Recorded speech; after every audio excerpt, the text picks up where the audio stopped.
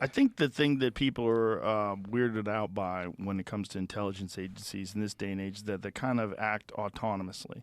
They kind of act outside of what we think of as the government. We think of the government as being a bunch of people that get elected, and those people do the rule of the people. But the people that are in the intelligence agencies, they're there forever, and that's the term, the deep state, that everybody's so concerned with, right? That's a common phrase that's been brought up over the last decade or so, where people are very concerned about the deep state. That there's a government that has its own rules and its own ability to enact things that are outside of elected officials and the will of the people. Yeah, and I can see why people think that way.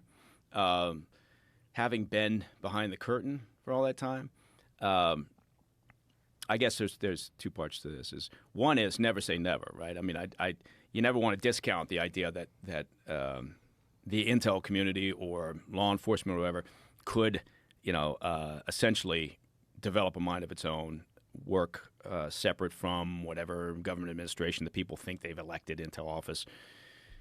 So never say that couldn't happen, because you always want to be wary of that. I've spent enough time overseas in places where that happens, right? And worse than that is where a dictator comes in, he goes out, wholesale cleaning, and then the new guy brings in all his people, right? And they're just basically doing the will. Now, in a way, that's more transparent, right? Because you know what you're getting, right? You're getting that guy's intel service or that guy's law enforcement.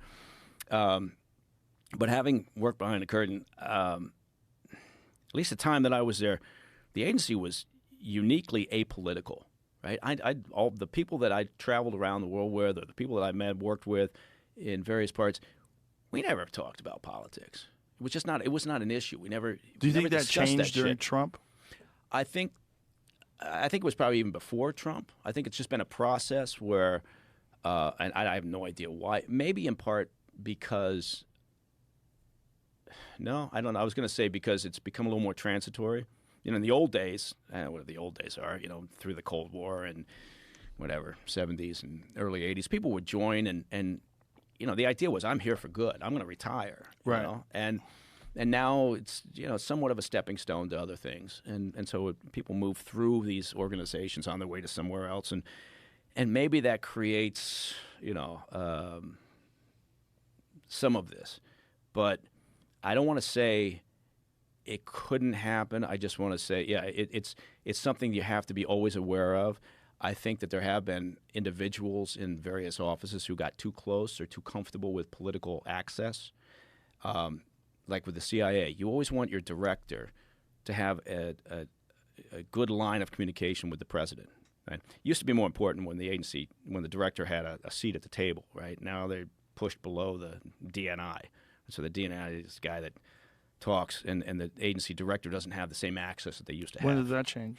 After 9/11. When they recreated the Homeland Security became the buzzword, and how do we reorganize? Because clearly it was a fucking knee-jerk reaction to 9/11. The idea was, something happened, we fucked up, so now let's reorganize the entire thing, right? Mm-hmm. And so they tossed a baby out of the 30th floor, and wasn't an actual baby. People are going to be like making notes, They get it, baby with the bathwater. Find a baby, and so then they created this DNI position, and they kind of what does DNI stand for? Director of National Intelligence. And so then they subjugated the CIA director below that. But the point being is, you want that access. Well, if it gets too cozy, or if the person in charge, whether it's the agency or the FBI or whoever, becomes too much of a political animal, now you got a problem, right? And that's when bad things can happen.